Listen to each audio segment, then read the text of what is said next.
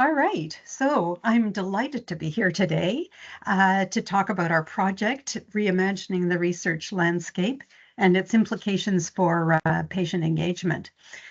This is a report that was commissioned by the Canadian Institutes of Health Research, or CIHR, from us, the Patient Advisors Network, or PAN. So I'll introduce myself. My name is Alies Maybee, and I'm a longtime patient caregiver partner, and I'll talk more about that term later. And I'm also the co-chair of PAN. Since 2011, I've collaborated in all aspects of healthcare in Canada, practice improvement, policy creation, and of course, research. I've also participated in some global initiatives with the OECD and Synapose, for example. Okay, so next slide. So as part of Canada's Truth and Reconciliation, we acknowledge the land that we occupy. And so I'm going to do what we call a land acknowledgement. I acknowledge that I'm joining this meeting from Toronto, Canada, which is the traditional territory of the Wendat, Anishinaabe, Haudenosaunee, and Mississaugas of the Credit First Nation. The PAN community includes people from across Turtle Island, which is now known as Canada, which includes the traditional lands of many Indigenous nations. All people living in Canada are what we call treaty people. We are all part of a relationship based on the recognition of respect, cooperation, partnership, and Indigenous rights. So what I'm going to cover today is I'm going to introduce the Patient Advisors Network briefly.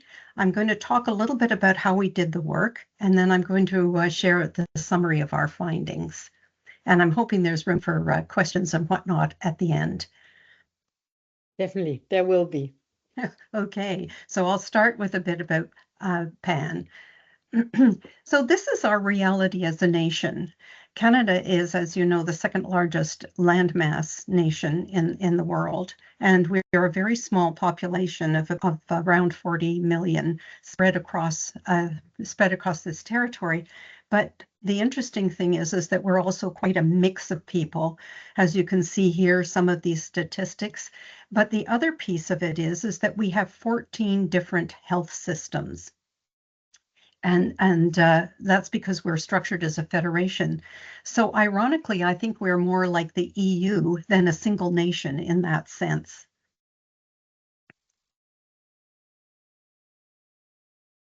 So in the world of patient engagement in Canada, we have two distinct but overlapping groups of citizens.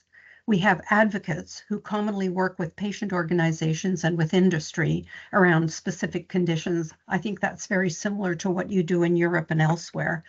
But we also have a distinct group called advisors or patient caregiver partners, or people with lived and living experience, who work with and usually within the healthcare system on project teams, on councils to improve practice, develop policy, on research teams, and on governance bodies setting strategy and providing oversight.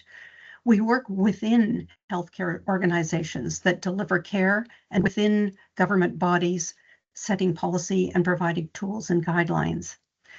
And while some of my colleagues may do both, many stick with one or the other. And personally, I'm not an advocate. I'm a patient caregiver partner with a focus on system transformation through digital tools, policy, and practice changes. And this is an important distinction to understand who PAN is. So PAN is a grassroots organization. In 2016, several of us met at a conference in Vancouver, and we realized that we wanted to maintain the wonderful experience of being together and chatting and getting to know each other. And that's the germ from which PAN sprouted. It was founded by 12 of us from across Canada because we decided if we're going to be national, we better start that way. And we wanted to create a home or a community of practice for ourselves. We were and always have been virtual by a necessity. PAN contracts with healthcare. Oh, sorry, I skipped something here. Yeah, so we don't advocate or lobby. PAN does not advocate or lobby, but some of our members do because they have causes that are dear to their heart. We fund ourselves through the work that we do on contract with healthcare partners, and we contract with healthcare research and academic organizations to provide patient caregiver insights and expertise. With those funds, we compensate the participating patient caregiver partners, and then the remainder is invested in our operations, including website and admin costs and so on. What this means is that we're independent of influences, and this allows us to freely represent the patient caregiver perspective and not be beholden to any organization, cause, or government.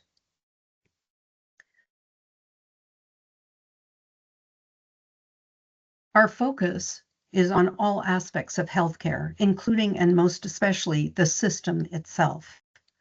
And to do that, we need to support and build the capacity of our community members. And we do that through a variety of ways, but the primary way is through learning seminars, much like this one. Our consulting work is how we embed the lived experiences into aspects of healthcare, but it's also how we provide opportunities for individuals to participate in a group effort with other patient caregiver partners.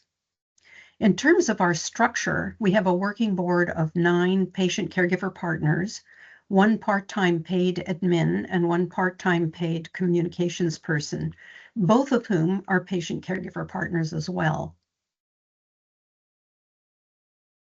So now I'd like to talk a little bit about how we work, and then we're going to get into the findings of the thing. So I'll talk about the contract that we had with the Canadian Institutes of Health Research. We were asked to provide insights and information from our community of patient caregiver partners about their experience in research. This information, along with other consultations, was part of the CIHR's strategy refresh for their Strategy for Patient-Oriented Research, or SPORE, which they were doing after 10 years. They are having a good look at it again. Specifically, we were asked to provide a PAN representative for the steering committee, which we did, and Diana Ermel became the co-chair of that committee. And she was not on her own because we supported her internally with a PAN council for the project comprised of 4 additional people. So we would meet before her meetings with the steering committee and we would debrief with her afterwards. This PAN team, which was only patient caregiver partners, did the following. We designed and created a detailed survey in English and in French. And we sent it out over Christmas of all things and got 262 respondents, which we think was pretty good for doing that over Christmas.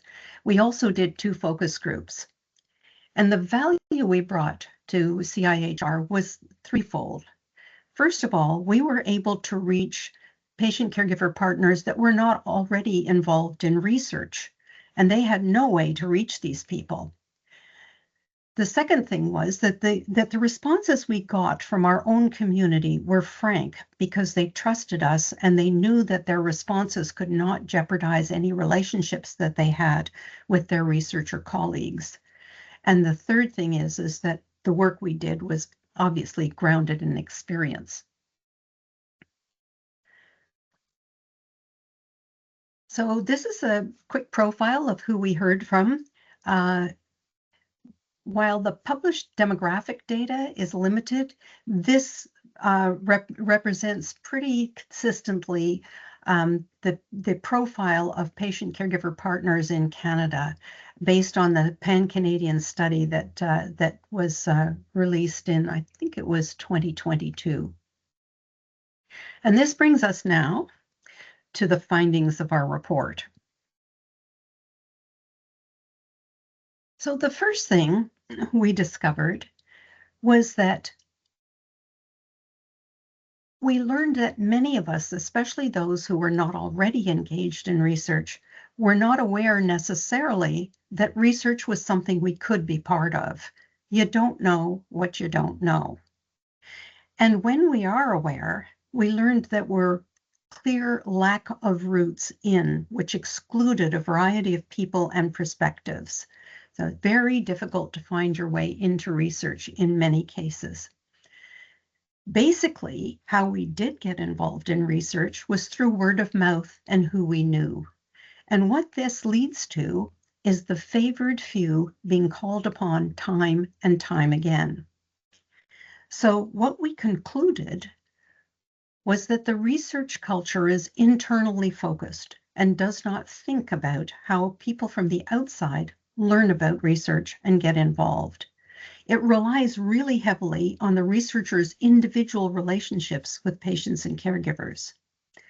From an inclusion perspective, this means that those of us who are kind of in the know, the favored few, make up the bulk of patient-caregiver partners in research, and it excludes the value of the variety of people that we have in Canada and their perspectives. So some suggestions we made, because our report is full of suggestions. So the suggestions for researchers and funding agencies was really to widen the door, the entry door, and make it easier for a wide variety of people to find out what's going on.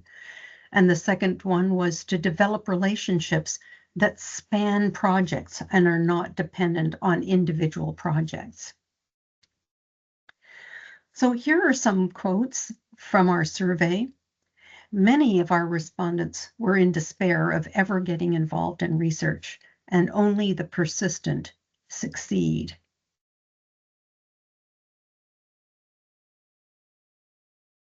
So the next thing that we learned, of course, is that the academic world values credentials, PhDs, publications, and so on. By that measuring stick, patient-caregiver partners are usually at the bottom of the heap.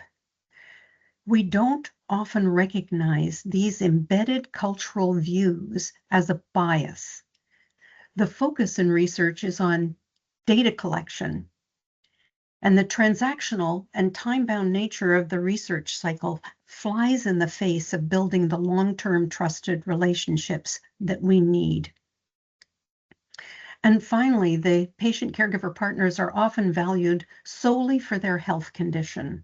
They are seen more as a data contributor to the discussion, rather than someone who has insightful perceptions based on their deep experiences, both with the healthcare system and their personal management of their condition. We bring more to the table that includes our life and work experiences, and those experiences frame our patient and caregiving experiences. So one of the suggestions is to park the credentials at the door, leave them out of introductions, and to introduce ourselves as people with an interest that is shared. Focus on what connects us as humans, the goal, the mission, and our passion for change. Again, some quotes from this part of the survey. Many of us feel this way, that survey data showed that about 50% were actually comfortable speaking up in meetings and expressing opinions. However, significantly fewer felt their contributions were actually listened to or acted upon. A large number of respondents expressed having extreme ranges of experiences. So in one case, it might be completely tokenistic. And in another case, they may feel like they're a total member of the team and fully respected on all levels. So ultimately, there's no consistency of experience across the engagements. The other thing that we learned is that the degree of involvement and the type of experience is often shaped by the researchers with varying levels of experience engaging with us. Patient engagement in research, at least in Canada, when there's anything that people talk about, when they talk about it, they traditionally focus on individual researchers and teams in terms of training or requirements for action and so on. But research teams don't operate in isolation, and they often don't have agency to solve some of the thornier issues around engagement. Teams are at the micro level. At the macro level, at the top, are the funding agencies which provide training and support along with the grant funding. They also provide the criteria around patient engagement that the teams must adhere to. And at the meso level are the fund holders, usually universities or academic hospitals, sometimes industry or governments. This level is often left out of discussions around supporting patient engagement, and yet their legal and accounting policies impact the mechanics of compensation and reimbursement, and those policies can help or hinder participation. So one of the suggestions we make is directed really to the funding agencies, the macro level, with a plea to think about supporting the development of long-term trusted relationships outside the grant cycle, and to look at engaging the fund holders, the meso level, in discussions about best practices to support patient engagement. Some quotes. So in Canada, the SPORE support units are regional funding agencies sponsored by CIHR. And between them and the funding agencies, we would like them to listen to the patient and caregiver partners so that they could better develop and enhance the supports for both us and for the researchers and their teams.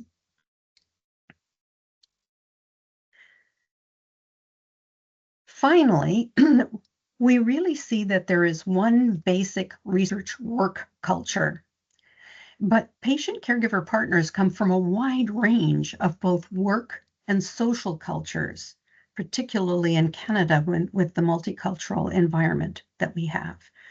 However, the onus is on us to adapt to the dominant research culture. And this is something that contributes to our feeling like outsiders. So some of the suggestions that we made is for researchers to recognize the cultural challenges for us and the implicit power imbalance, and to embrace the unease that comes from this, open discussions, and don't be afraid of difficult conversations. These lead to growth, innovation, learning, and change. Park the assumptions and talk to people. There's another quote here. No one ever seems to ask me for anything concrete. When I ask why, I'm told it's because we don't want to overwhelm you. And that's frustrating. Reach out to patient caregiver partners and communities that you're not familiar with for a richer variety of insights. Don't fear the unknown, but embrace the learning and growth that comes from being open and vulnerable. And this is rather fun. Here are some quotes that epitomize the feeling of being an outsider. And I'll just tell a quick story. I presented this poster to NAPCRG, a big North American conference on research, primary care research, last year at this time. And the researchers, when I was presenting it, were aghast at the comment about eye rolling. And they asked if it was true. Ironically, there were 3 patient caregiver partners whom I had never met who were listening, and they jumped in and vehemently agreed that eye rolling is actually a thing.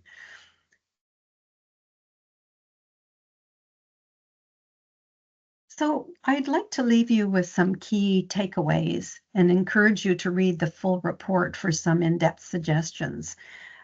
First, broaden awareness and reach out beyond those you know. Second, park credentials and focus on the human connections of shared intent. And third, embrace unease. And that basically concludes the presentation, and you can see our report either by the link here, or if you click on the what's it called? QR code. QR code. Thank you. Yes, that will get you to the report. And if you don't remember either of those, if you go on our homepage under key links, you will find this report. And I'm going to stop sharing now so we can maybe go to a discussion. Thank you so much, Alice, for this good presentation. First